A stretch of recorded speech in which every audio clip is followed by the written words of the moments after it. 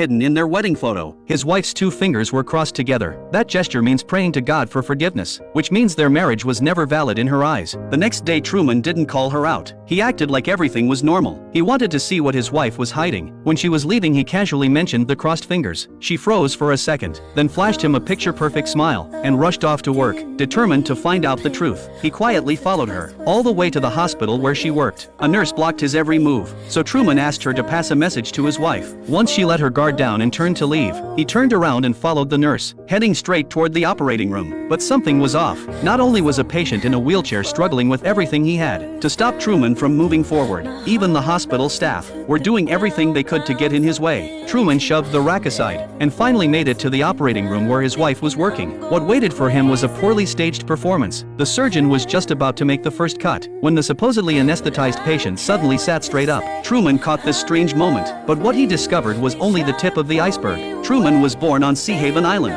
5,000 cameras running around the clock. Over 100 million people watched him come into this world. Every single move Truman made was being live-streamed in real time with zero privacy. For 30 years he had been living under the cameras. The show was called The Truman Show. Everyone in it was an actor except for Truman himself. The director would plant ads along the roads he walked, plant ads inside the groceries his wife bought. But Truman had absolutely no idea. He just lived his life inside his little world every single day, until one morning on his way to work,